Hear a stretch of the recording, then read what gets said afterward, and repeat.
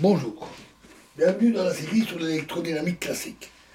Continuons sur les symétries. Alors, la réflexion spatiale d'un vecteur par rapport à un plan consiste à changer le signe de toutes les composantes de ce vecteur, à l'exception de ses composantes parallèles au plan.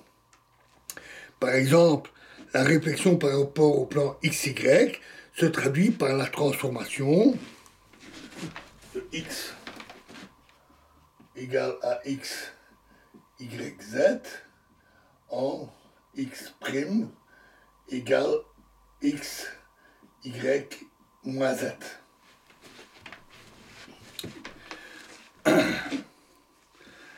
L'inversion spatiale correspond à la réflexion des composants du vecteur par rapport à l'origine.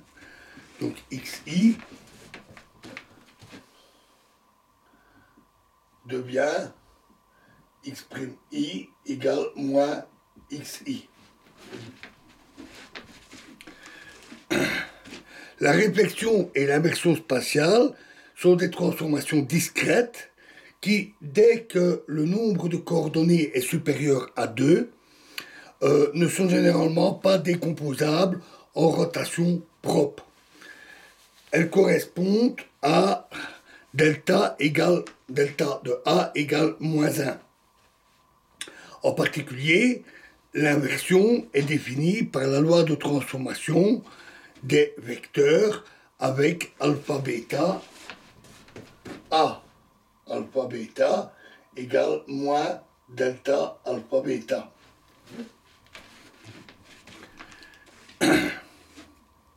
Il s'ensuit qu'une inversion change le signe des vecteurs.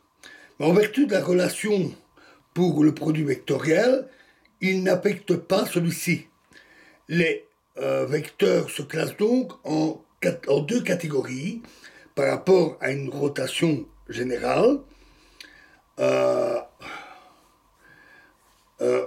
rotations généralisées, les vecteurs polaires, ou simplement vecteurs, qui se transforment selon la loi qu'on a vue,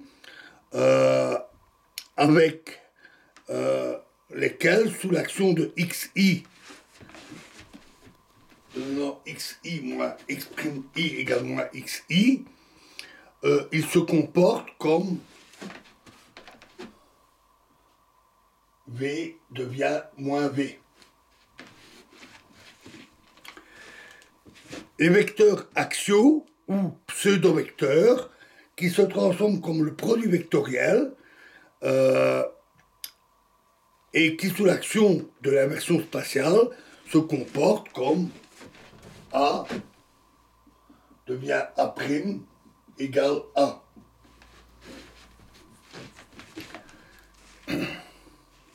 Une distinction analogue vaut pour les scalaires. On parle alors de scalaires ou de pseudo-scalaires. Pour les scalaires, on parle, selon que les grandeurs changent ou non de signe sous l'action d'une inversion spatiale. Le produit mixte A fois B croix C avec ABC des vecteurs polaires est un pseudo-scalaire. Notons ici en passant un aspect dangereux de la notation usuelle. Désigner un vecteur simplement par A ne dit rien de son caractère polaire ou axial. Le comportement d'un tenseur de rang plus élevé sous l'action d'une inversion spatiale se déduit immédiatement en fonction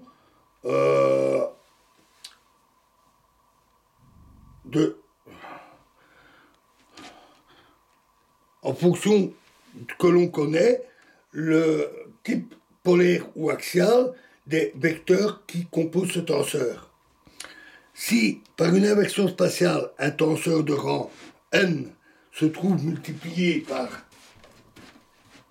moins 1 exposant n,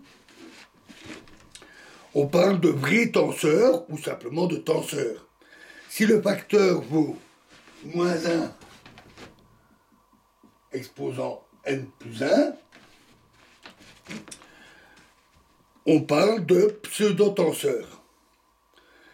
Les lois fondamentales de la physique sont indépendantes, du moins au niveau classique, du sens de l'écoulement du temps. Cela ne signifie pas que les équations soient paires en la variable t, le temps, mais que sous l'action d'une inversion du temps, donc t devient t' égale à moins t, les grandeurs physiques affectées se transforment de sorte que les nouvelles équations aient la même forme que les équations initiales. Considérons par exemple une particule en position x et de quantité de mouvement p, se déplaçant dans un potentiel extérieur u de x. Son équation de mouvement, l'équation de mouvement de Newton est dp sur dt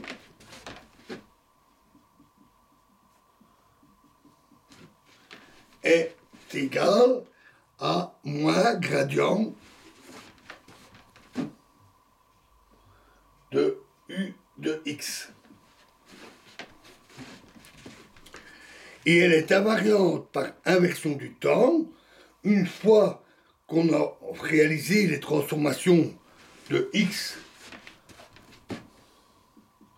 en x' égale x, les positions ne sont pas affectées par un renversement du temps, et p devient p' égale moins p. Le changement de signe de la quantité de mouvement est bien entendu intuitivement évident en vertu de la relation que cette grandeur a avec la vitesse v. V qui est égal à dx sur dt.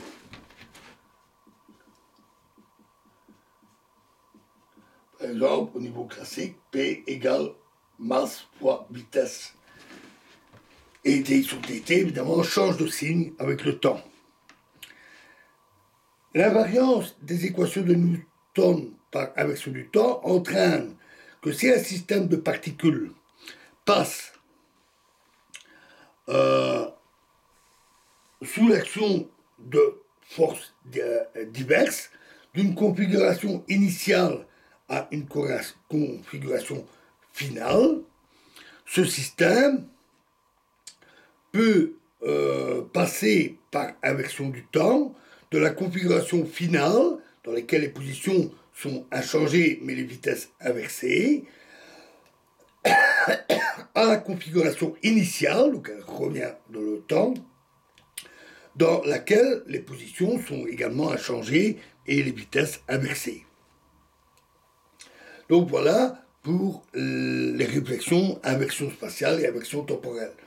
Dans la prochaine vidéo, nous verrons un tableau des différentes grandeurs et leur comportement sous les inversions spatiales et temporelles. Je vous remercie.